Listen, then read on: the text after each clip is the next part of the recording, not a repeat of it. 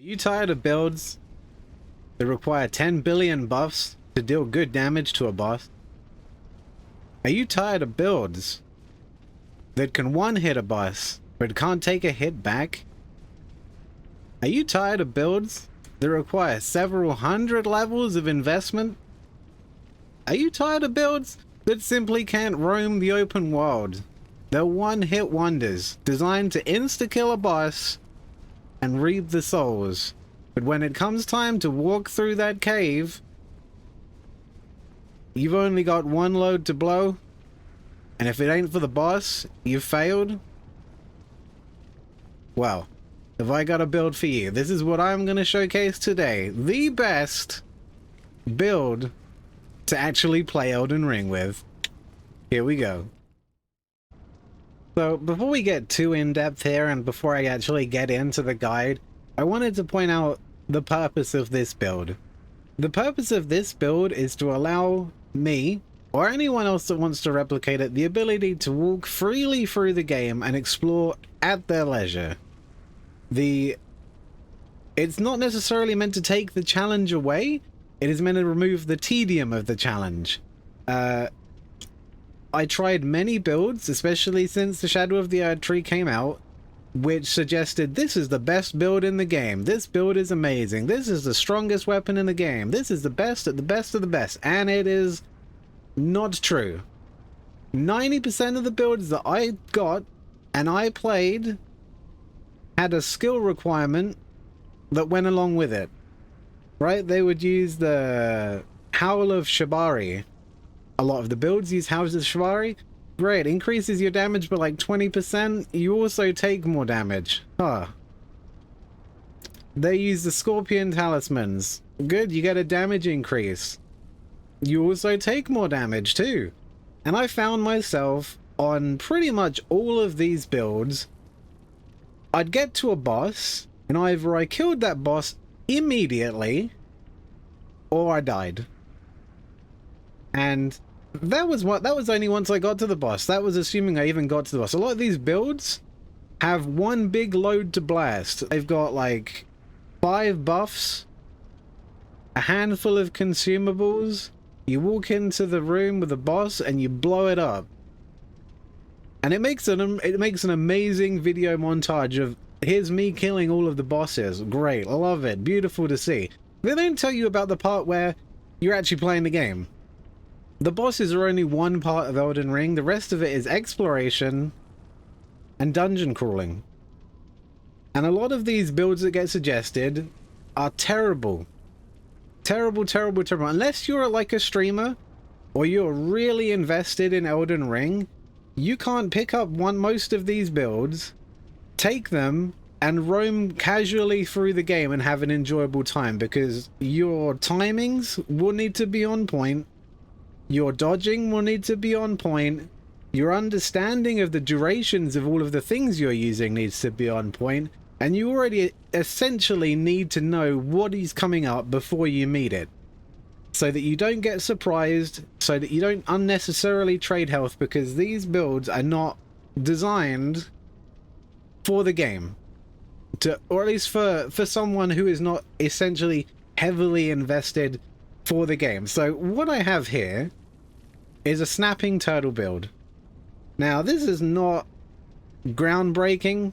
It's existed. It's been a part of every Souls game, probably apart from a couple. And the idea is you sit behind a shield and or a ton of defense, and you slowly poke your enemy to death while it can't do anything. It is basically the immovable object of which to counteract the forces of nature, which are the bosses. That is why I've made this build guide, right? So I'm just putting that out there. It's not the best gonna one-shot the boss. It's not the best big number. It's not the I'm completely, you know... It is just a build, the best build to play Elden Ring. Alright, as for the build itself, let's get down to the nitty-gritty. As for the build itself, it's not overly complicated. There's not much to it at all. I mean, you can see here, we're setting on the site of Radahn's grave. You'll be able to see the fight in full at the end of the video. But let's get down to the business, right? First and foremost, the thing that allows us to take this horrific beating without completely staminaing out, Great Shield Talisman. Can't recommend it enough. So I'm going to start. We don't use any consumables throughout the entirety of this. We only use the Mimic, I think, once because I got lazy. So as far as spells go, the only one buff that we do that isn't a weapon art is Golden Vow. Extra damage, extra defense. One buff isn't going to kill you. We're not like those other videos who are like, alright, now go through your entire spell list, drop on some consumables, and now you can kill the boss. That's way too much effort. No one enjoys that. Especially if you die and you have to keep redoing it. No thank you. So, there is no consumables, there is only Golden Vow, and we can jump straight to the talisman. So the first talisman is Lord Blood's Exaltation. Anyone that's done a bleed build would know that we don't need to do this. I prefer this over the White Mask because it lasts longer than the White Mask, I believe. I believe Lord's Exaltation lasts like a little bit. I don't know the details, but I think it lasts longer. Anyway, it's only the talisman slot. I got tired of wearing the White Mask helmet, so we don't wear it. That's about the extent, but gives us a damage buff whenever we cause blood loss in the vicinity, and we cause blood loss almost immediately.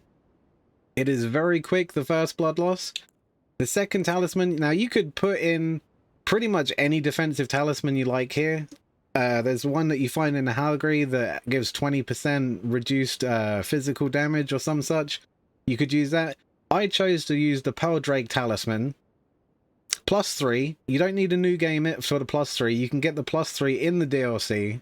Granted, this is endgame stuff. And what this just does is it helps shore up my defenses because I'm not using the finger shield. I use the Verdigris shield, which has lesser elemental damage negation than what the finger shield usually did. So if we compare it quickly, you can see there 77, 81, 79, 75, and obviously, you know, vastly less, or a reasonable amount less. And the reason I use the Verdigris shield is obviously because it gets more guard boost, but we'll get to that later. So we have this talisman to shore up our elemental resistances because the shield I'm using isn't the best for elemental. The next one is a two-headed turtle talisman. Now again, if you're not playing the DLC or you want to prepare before the DLC, you can get the regular head turtle talisman, which will greatly, well, it won't greatly, it will increase the rate at which you recover your stamina, which is fantastic because that means that we can keep our shield up more, and it means that when we really need stamina and we have to drop our shield for those few seconds, it kicks in. It's nice. You notice it. So the two-headed one is obviously the improvement on this. This is just keeps our stamina up, lets us keep blocking. And as I said before, the Great Shield Talisman, it's just fantastic, right? It just means that you can just keep blocking. It's not like it got nerfed. This build has been around for quite a while, give or take, you know, certain items. And it's nothing particularly special, like I said, but it did get nerfed because originally you used to be able to dangle it about a little bit to where you would take literally no stamina damage from being hit. Obviously you can't do that anymore, but it doesn't matter because it's still completely insane. Now armor wise, I've gone for the Verdigris armor. So you got greaves, gauntlets, armor, and helm. You can do pretty much any armor you like. Obviously I wanted to be as heavy as possible. I never wanted to have to dodge roll. As you can see, my equipment load is 104.1 of 105.2. We're literally at the point where anything else drops us over. But it has given us 100 poise, completely unnecessary.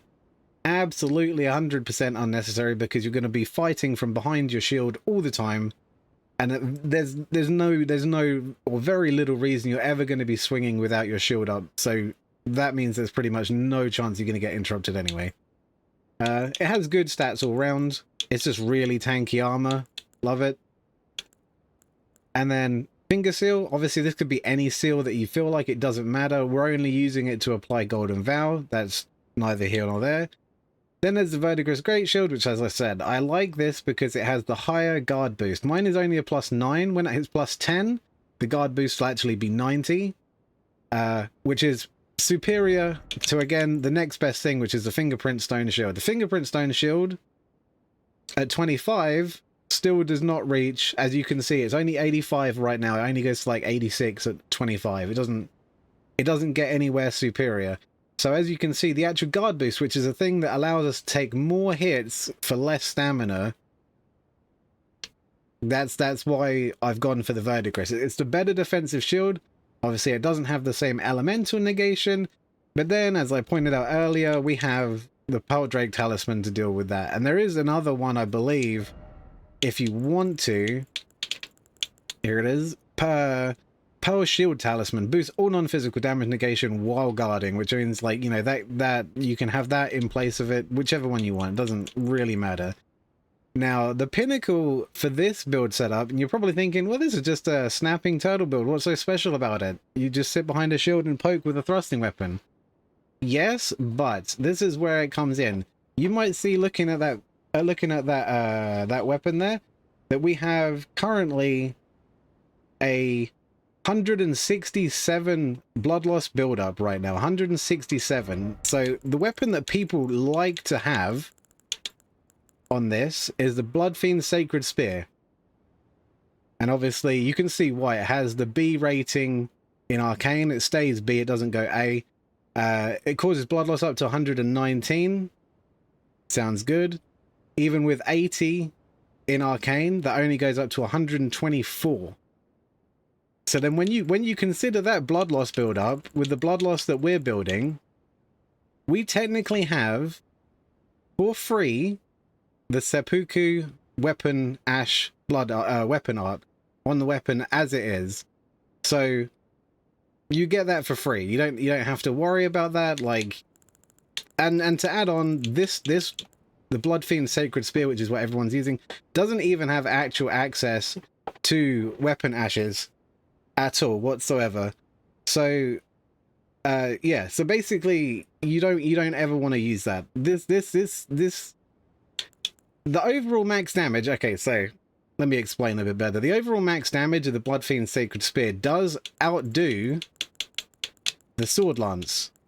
It is superior to the Sword Lance. However, the reason being is because we've dropped our strength rating to a B from an A because we put blood on it, right?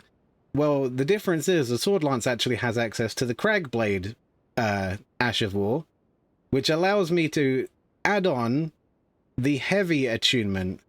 So whereas you see here it's a blood sword, it'll also become heavy, so it's basically a heavy blood sword, which means the strength attribute scaling on the strength goes to an A, the D remains, and we keep the 167 blood loss build up, which puts the damage out and makes it actually superior to the Bloodfiend Sacred Spear. Now, initially, the reason I wanted to look for an alternate weapon is because I didn't really like the look of the weapon, which is funny enough. But ultimately, after doing some research, I pretty much found out that the Blood Sword Lance was the superior. It ekes out about 10, like 5 to 10 damage total, and you're probably thinking, like, that's not worth it. You have to cast Cragblade in order to get the physical scaling to make it superior to the sacred, the Bloodfiend Sacred Spear, and that is correct. However, because it's an Ash of War, we actually, the Cragblade has another thing where it actually boosts the damage output of your weapon. It's not just an attunement change, right? So if we actually have a look here at the Cragblade, in addition to changing the weapon, or it's not really changing, it's adding an additional affinity from blood to heavy, so blood heavy. It also has the hidden buff, which it doesn't tell you about, doesn't say anything about it, but it has it, and it lasts 60 seconds. It increases your physical damage by 15%, and increases your stance damage by 10%. That is all in addition to what it puts higher than this other weapon, than the sacred spear. So that's my thought process behind using the blood sword lance. And honestly, I think it's legit.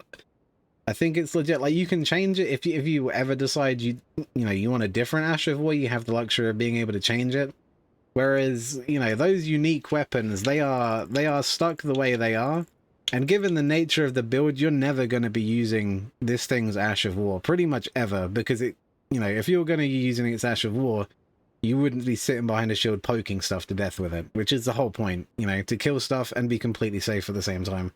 So, yeah, that's why I've gone for this. Now, talking about it at the lower levels, can you do it at a lower level? Right, so I would say yes. All you need is 100% physical damage negation shield, so you can just block, and a thrusting weapon, thrusting sword, heavy thrusting sword, spear, heavy spear, that kind of thing. So if you have any of that, plus 100% defense shield, you basically have this. Get to a point where you can put blood on it so that it causes bleeding, you have this. So the best kind of pre-DLC version of this actually has more of a dexterity setup with Arcane, and you would be using a blood Naginata in place of any of this. Like, most of these newer, heavier blood weapons are DLC.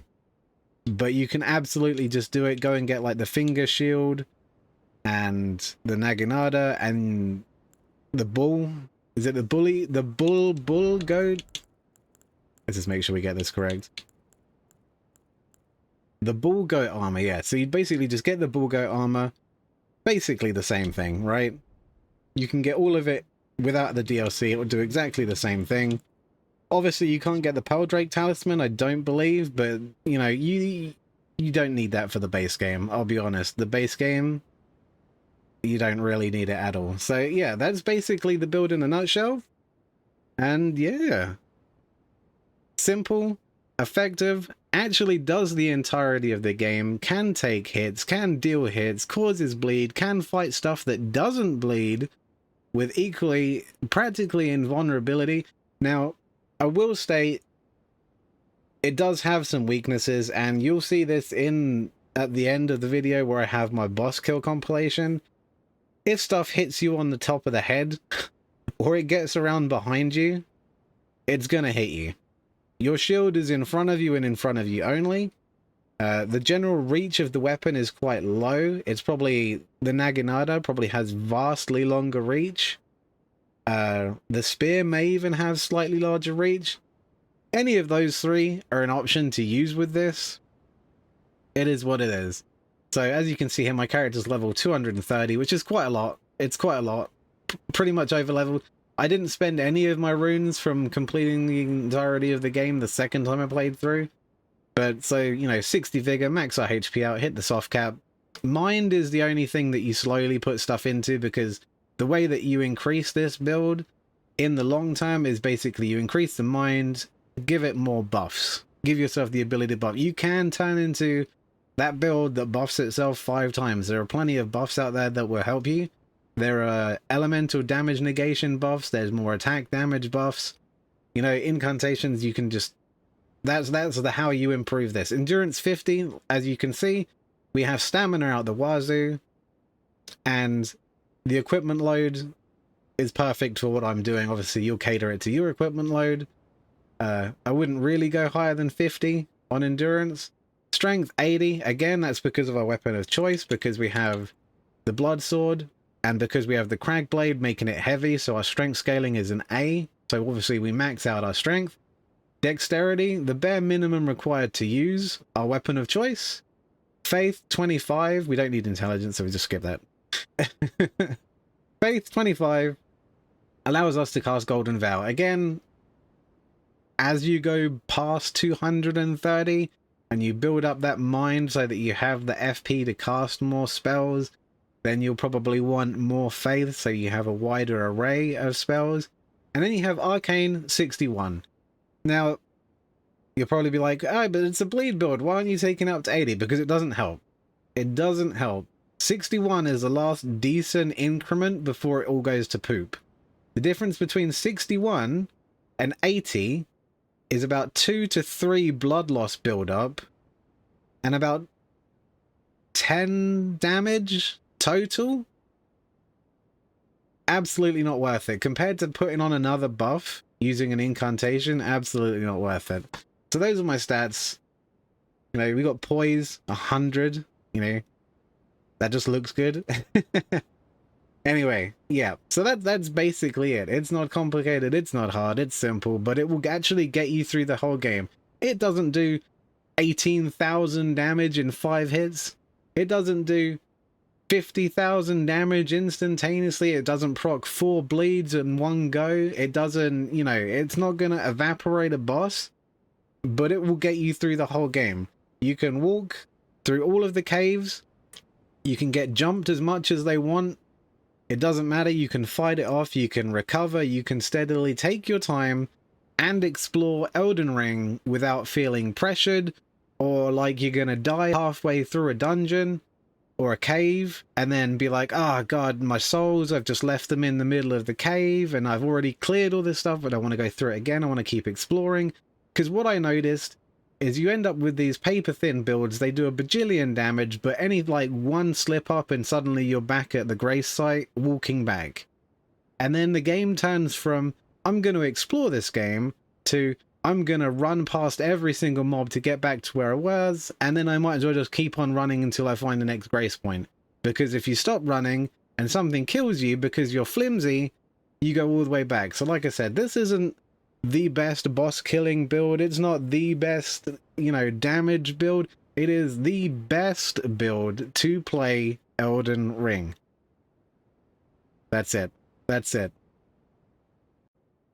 Alright. With the build done, last but not least, I will do my own montage of me killing pretty much all the bosses. Disclaimer, the Elden Beast isn't there because I was way too lazy by the time I got to it.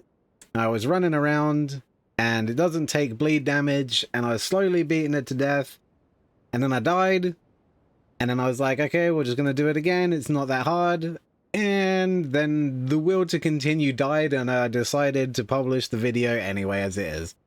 I didn't get to Melania, because Melania, well, I had to unlock her Howgri thing, so to explain, I jumped into New Game Plus, quickly zerged down all the bosses because they're completely trivial with this build, and Melania was like, yeah, I've got to go through all that, like, the annoying Howgri thing, and I couldn't be bothered, and the Elden Ring beast, I couldn't be bothered, but if you doubted the fact that I had killed them, what have we got as proof? We have Melania's winged helmet. We have killed her. We killed her in the original game. This is a new game, so I just haven't got around to it, so I didn't record it. As for the Elden Beast, I think we have his weapon here somewhere. Because I use it to level up. There it is, Sacred Relic Sword. Boom. We've killed the Elden Beast, or whatever. Like, they're all dead. So there's no endgame boss fight, but there is the full Radahn boss fight, including cutscenes, at the end for anyone who sticks around long enough. Anyway, thank you for watching this video. I hope this build helps you if you're struggling, if you needed help, or if you just wanted a more casual gaming experience because you wanted to explore and look into the lore and the interesting parts of Elden Ring without getting your face absolutely plastered and absolutely destroyed by rage, trying to do something like martial arts fists or something that seems fun but isn't fun the moment you actually start doing it, unless you happen to be a god. So hopefully this build helps. And yeah, enjoy the clips. Thank you for sticking around. Leave a like if you enjoyed it. Comments in the comment section. I'll try and answer everyone that I can. And yeah, thank you very much. Bye bye. Just adding a quick little amendment here. If you're at the end of the video, if you're here, that means you're interested in the boss battle compilation.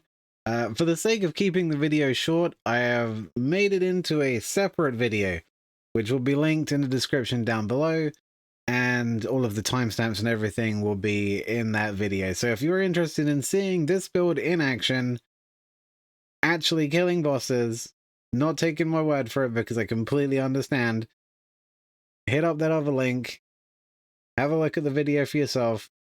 It's all there. I just didn't want to have like one video that's an hour long because I put in a bunch of boss fights, right? I'll add like one or two. Maybe we put in Radahn. I'll put in Radahn. Right? Radahn's coming.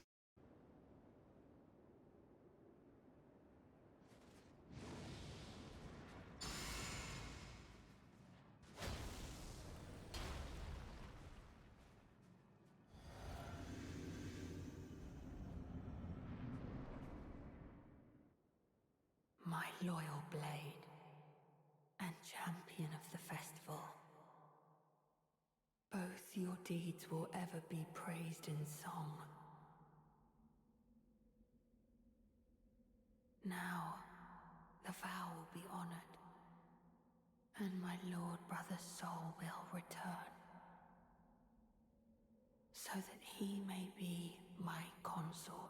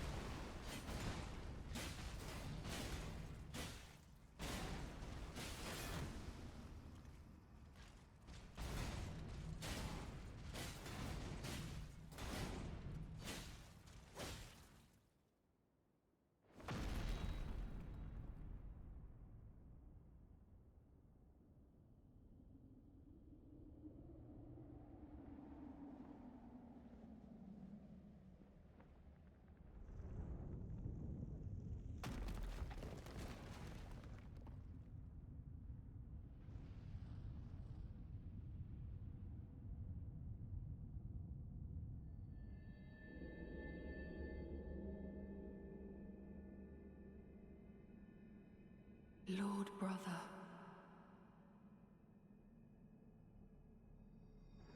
at long last you are returned.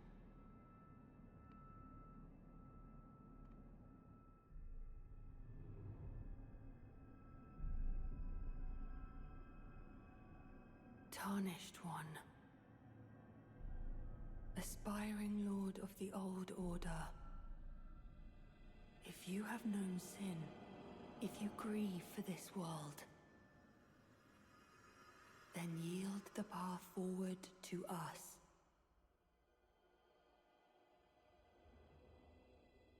To I, Mikola, and my promised consort, Radahn.